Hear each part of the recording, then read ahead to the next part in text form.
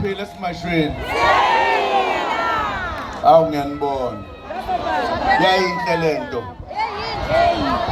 Yanika ithemba lento.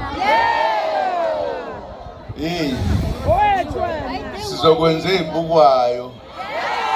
Ngelanga lokuvota. Nabathi bayakwazi ukuphatha amakhubalo azophupha.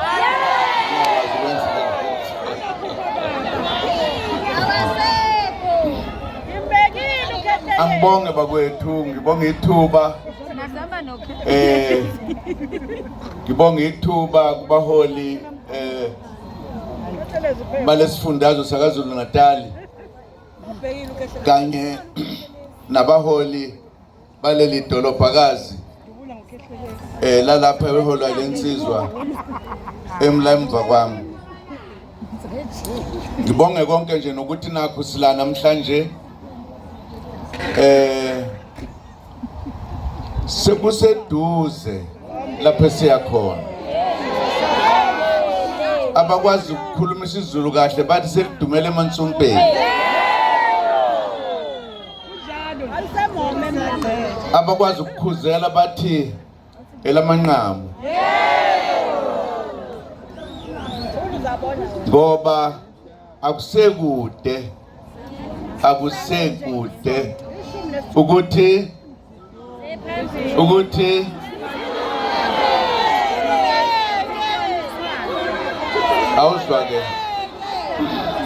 awuzwake angibongeke bakwethu, bonge ithuba ngoba amathuba nje awandile, ikakhulukazi kubantu bakithi abamnyama abahlala njalo bebonakala besemsileni wezinto, abanye abantu bephambili. Lapho khona sesikhathele ukuba umsila, sesifuna ukuba ikhanda manje ezweni lokhokho bethu. Ngekuhlehla abanye bayemsileni, ngesibahole kubeyithi esibaholayo. Ingakho ke sithi lamanqamu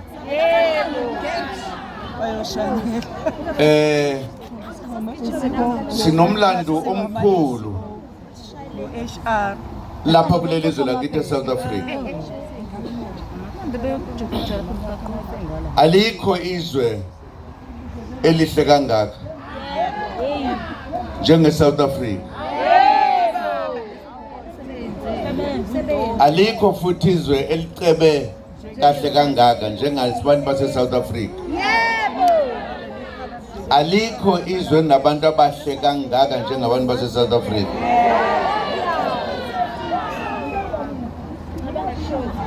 Ngalezo zathu ingakho abantu ababeqhamuka phesheya bakhetha ukuthi iningi labelungu lizohlala la. Alikho elinye izwe nabelungu abaningi ukudlula iSouth Africa. Ingani na abantu balaba nomusa, banothando, bayiphethe kahle, sinto yonke nje enhle. Ngisho ezulwini uyaziyo ukuthi bakhona abantu base-South Africa. Ngisho uNkulunkulu akakhohlwa, before ayolala nje uyathi philani isikhathi eside nina base-South Africa. Ngoba silento esiyo. Ingakho ke lokhu bakwethu sithe sekufike ekugcineni manje. Sesihlushwe kakhulu. Sekufanele sisukume simele thina abantu base-South Africa. Njengoba sazi abantu abamnyama base-South Africa bathatha isinqumo sokuthi thina abantu base-South Africa kufanele ukuthi sizilwele size sizikhulule thina. Sikwenzile ke lokho eminyakeni eminingi. kuneyigigaba eziningi ezinzima nezesabekayo. Abaholi bethu ababesihola kakhulu babanjwa bagqunywa ejele iminyaka engama-25. uMandela wayiboshwe ngaphambi kwabo ama-26. behlele ejele, behlalele thina nje, befela thina, bedele imindeni yabo, beyidelela thina. Nawe waye umncane. Kanti nangale kwalokho baningi abantu bakithi abahola bafa bebulawa abacindezeli, bebagweba intambo. Ayikho into eyayibuhlungu njengaleyo. Kwakufanele ukuthi uma uthatha isinqumo sokuthi ulwela inkululeko, wazi ukuthi ubhekene nokulwa unqobe, kodwa ekuhambeni empini ungasala, and baningi abasala. Babengaboshelwa kubala laba bantu, babengalimali noma babulawe bubulawela ubala, babebulawela ukulwela inkululeko yethu thina abantu abamnyama. Ngezizathu ezithile izwe lonke selibona ukuthi kukhona okwenzeka eSouth Africa. Abantu abaningi abazi ukuthi kwakwenzekani. Into eyabangela ukuthi abacindezeli bathi hayi sokungaxoxa manje, kanti bengasho iminyaka ngeminyaka. Ingoba babe sebebona ukuthi siyalithatha izwe lethu ngendluzula. Abelungu basentshonalanga bathi sebehleli bebodwa, ngeke kulunga ukuthi iSouth Africa ithathwe ngendluzula. Basebeza la bezokhuluma nalabo ababephethe izwe okwakuthiwa i-apartheid. Bathi kubona musana ukuqhubeka nilwe ngoba nizohlulwa eshumini leminyaka. Uma senihluliwe ngeke nibe nesandla ekuphathweni kwezwe eliyobe selikhululiwe seliphethwe abantu abamnyama uma benehlulile. Ziningi izinto eziyolahlekela amazwe asentshonalanga.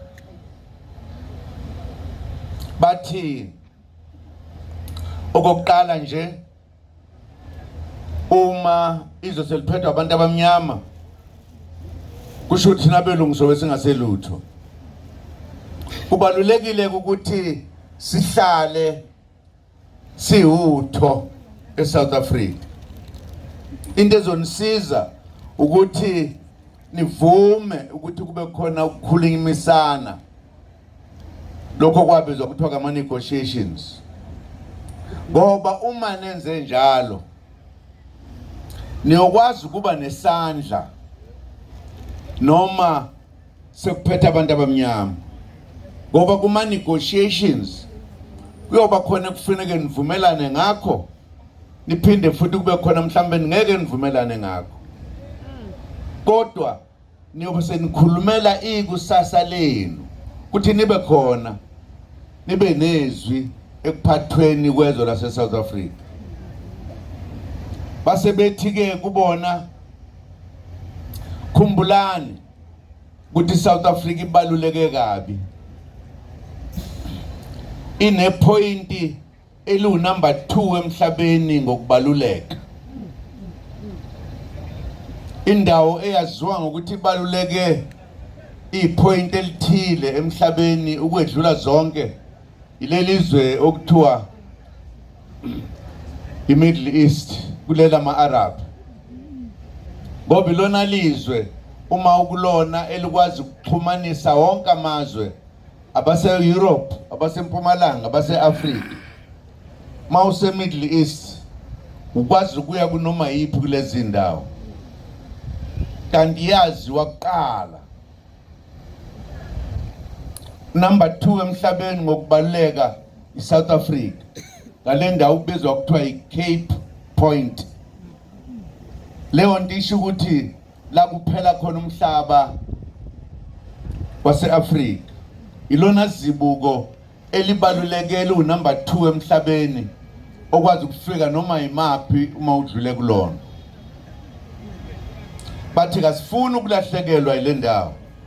Ingakho sithi ninake be-apartheid asincengi siyanitshena ukuthi khulumani ukuze nathi sihlale sinesandla lapha ya. Ile nto yabangela ukuthi kuyokuthiwa kuyokhulunywa. Kuvunyelwana ukuthi ayipheli impi. Kuvunyelwana ukuthi sophilisana kanjani. Indlela ndawo uma ngayixoxa inganidumaza ngoba abanye nibathatha njengezithandwa zenu anazi ukuthi babe sidayisa kanjani.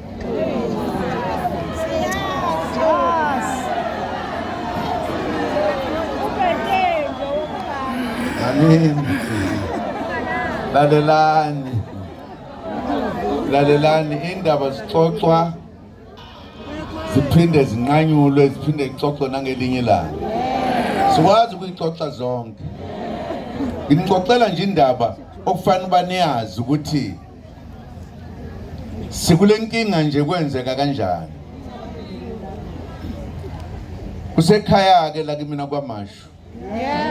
Uma ngila ngixoxa indaba sekhaya